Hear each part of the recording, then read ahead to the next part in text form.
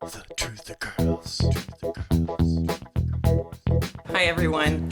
Well, I'm sure that you, like most people, have noticed in recent years, there seems to be some kind of censorship going on YouTube. And I think that people in the truth-seeking community had been thinking, oh well, it's just us. Maybe we were the first people to notice that you put up political videos or something on a controversial topic. It could be herbal medicine, it could be whatever. You may not always have your video taken down, but you could have the ad taken off. Like, you're not allowed to run an ad on it. And that is a kind of censorship, because people who do a lot of informative videos on a regular basis, they have to go through a lot of information, research a lot of things to bring you a good presentation and to get the news out there about whatever it is. And that takes time and effort. And so of course they want to run an ad because, you know, they're spending all their time doing this, and well, vloggers gotta eat too, right? In the truth-seeking community, we may have noticed first that, hey, they're censoring us, our ads are getting taken off. But as it turns out, we're not the only ones. Maybe we felt it first because we were dealing with more controversial subjects, or maybe some of the YouTube stars had immunity to this, but not anymore.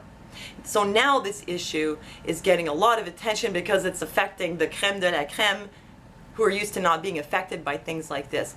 I just want to show you a couple of articles recently. YouTube's advertiser-friendly demonetization scheme will ruin the site. The YouTuber community is in an uproar because some of the videos are being demonetized. YouTube is semi-arbitrarily selecting videos to disable ad revenue on for reasons ranging from foul language to controversial politics. Many YouTubers feel they will have to self-censor if they want to continue receiving any money from the platform. Okay, now YouTube says, well, nothing's changed. The guidelines have always been there and they've always been enforced. And it's true. I mean, I could go back like 3 or 4 years and I had videos where I wasn't allowed to run an ad because maybe the topic was too sensitive. But back then it would have had to be something really big, like a disaster, and it would have to be like talking conspiracy about it or something like that. But the guidelines have always been in place, but they are clamping down on it more and more. It's getting more restrictive. What they'll run an ad on is narrowing down more and more and more. Check this out. YouTube stars are blowing up over not getting paid.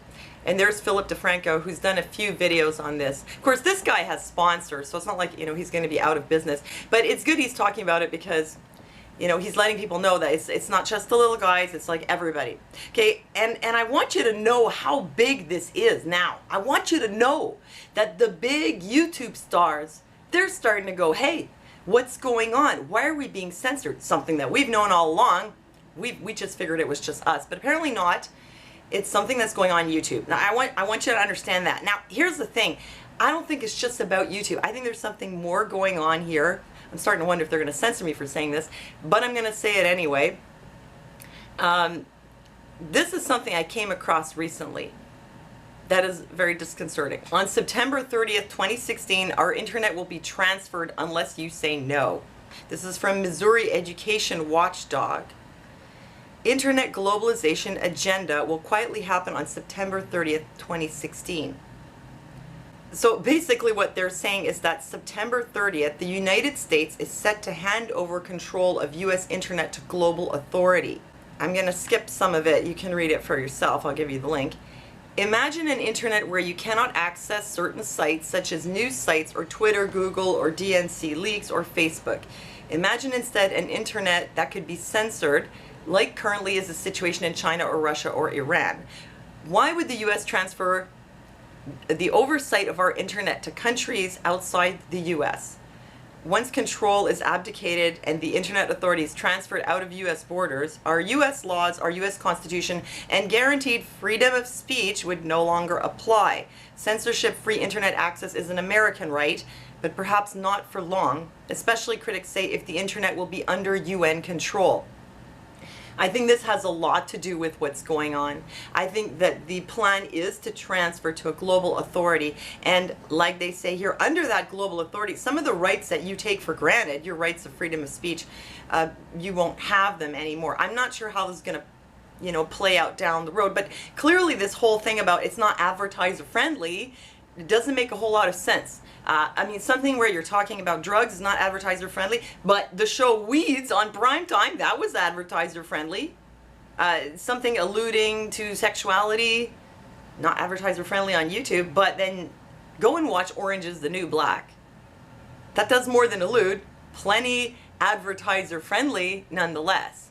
So I don't really believe that it's about not being advertiser friendly, because I mean, if people are watching it and they're running an ad and people are watching it, they're watching the ad. And you know, even if you have a video where it's just kids watching it over and over and over again, that's still advertiser friendly, because you get to brainwash the kids with your ads. I mean, brand imprinting.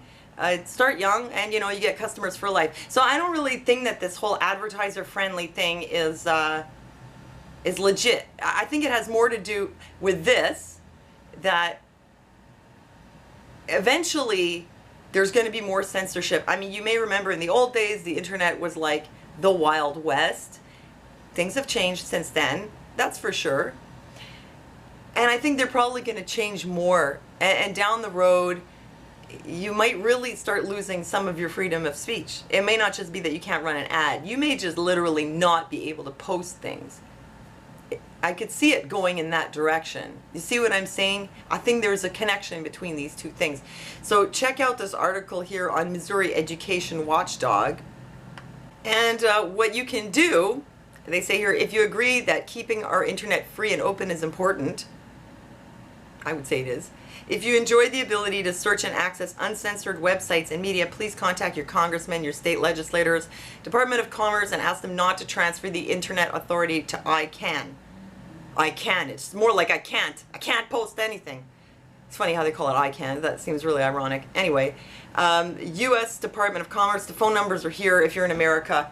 I'm Canadian, right? So I'm not actually in America, but I would assume this affects all of us, because, I mean, I'm Canadian, but I'm posting on YouTube. It's an American site. I mean, what we have like 30 million people here, or 35, you have like 350 million. I think most of our traffic on our websites, even if we're Canadian, they're not just from Canada. So this affects everyone, and this is about human right, free speech. We don't need a nanny to tell us what we can and can't say, or what we can and can't watch. So if you agree, go to this website, please check it out, and see if you could contact somebody to let them know before it's too late. So thank you for listening to me. Thanks for leaving me your comments. Thanks for thumbs upping this video and sharing it, and I'll see you next time, unless it gets censored.